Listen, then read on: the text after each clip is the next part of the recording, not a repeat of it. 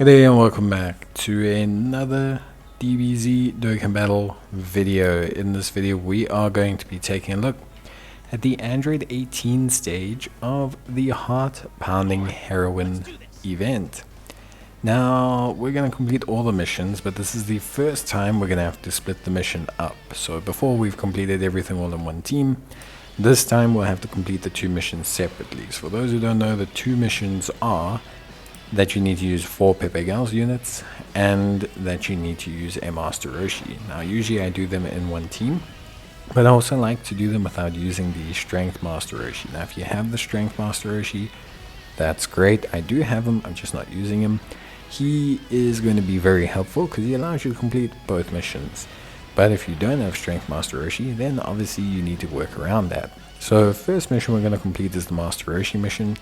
This is going to be done by using the physical free-to-play allow Master Roshi. Yes, I know, the physical unit against a Strength Android 18, that's pretty tough.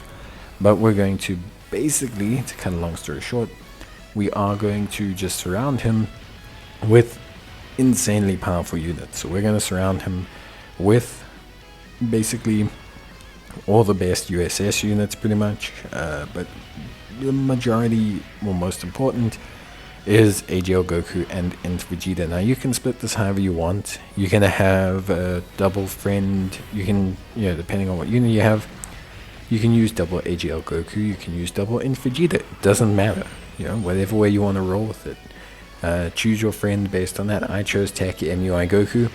I think he is the best because when you can activate his transformation and use his counters, they do a ton of damage.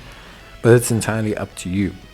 How Android 18 works: she's immune to stunning, she's immune to sealing. She debuffs your characters by 10% with each turn passed, no more than 50%, and she debuffs your defense by 8% with each turn passed, no more than 70%.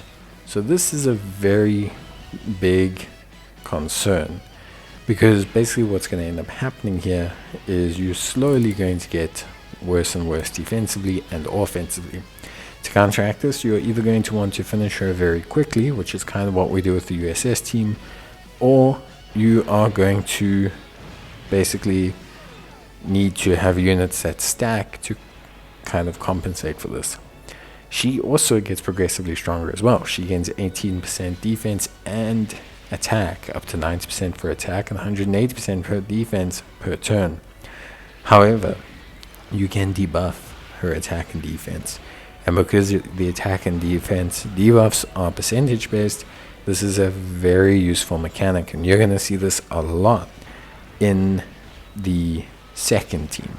So in this first team, it's not a big issue. I think ultimately it's very, very straightforward, super duper simple. This team functions very easily. It's a very simple team to use. You stick a whole bunch of the really good Easy Aid USS EZAs. You can use Whis to kind of take the edge off the beginning or when you feel in trouble.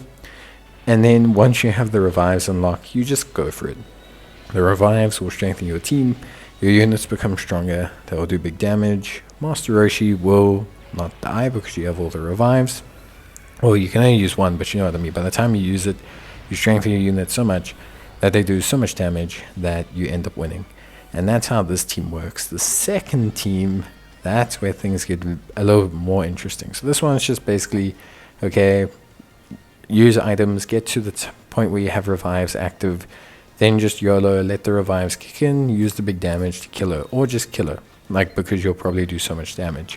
The next team is where things get interesting. So with this team, we basically do something a little bit different. So here, we're still kind of using the power of USS, we're still kind of using the power of tournament participants, but in this situation we're obviously aiming to use 4 Peppy Gals units. Now with this team, things are very different in terms of construct. So how this team really functions is this team works a bit on attack lowering, quite a lot actually on attack lowering. So because attack lowering is percentage based, think of it like this: if Android 18 takes her damage from 618,000 to 1.3 million, right? So she goes from 618,000 to 1.3 million. If you greatly lower attack, so you greatly lower attack with your super attack, so it comes down by 30% each time. That means that basically after 3 greatly lowers, for example, your 618 becomes 412. That 412 goes down again by another 30%, so it becomes 270. Then it goes down again by another 30%, it becomes 180. With the 1-3, it's because it's all percentage based, that also goes down quite a bit. That 1-3 becomes like 910. That 910 changes down again, all the way to like 607. And then that 607 by the third greatly lowering, that's dropped down already to like 401.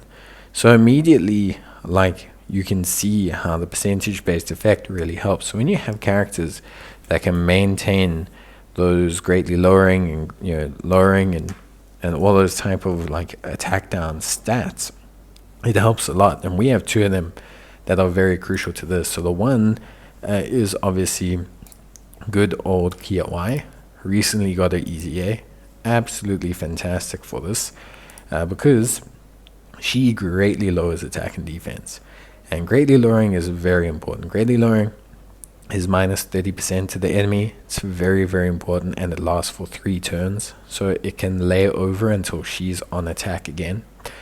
And then we also have Kefla, Khalifla, who does the same.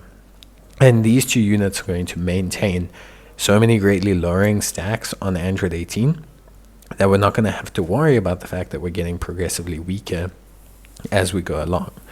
So these 2 units are crucial. If you want to run a strategy similar to this, you need to find units that lower attack and defense. It is something that's, I don't want to say mandatory, but it is something that makes quite a significant difference to the overall functionality of the team. So it's definitely something that you need to look at. Without a doubt, I highly suggest you basically keep an eye on it, and you need to manage it. You have to have them on both rotations. You got to keep the stacks up. You need to make sure that they are really outputting that kind of greatly lowering. The rest of the units are all there to provide damage. Strength Kefla, damage. Tech UI Goku, damage. Vegeta, damage, and the revive also, of course. Trying to make sure that we have the revive as just like a safety backup plan. But yeah, all of this matters. It all coincides together. It all comes together to create an actual functional team. What I would suggest is, obviously, for those who don't know how to use Khalifla, she relies on having a Kale. It's very important that you use Kale. I use the AGL Kale because she survives. I use a Whis to kick me off as well. I make sure I use those Whis items. Give myself that good strong start. Let me start racking up that lowering attack and defense, and you have a good time. Of course, you could do an alternative and just use like a mouse right off the bat. You could use 2 mice or something like that right off the bat. Similar effect, I guess, but yeah, for me, definitely that strategy tended to work here really nicely. So yeah, but that's it from me. That's both missions done, and yeah, if you need any more help, let me know. Till then, take care, stay safe, and bye.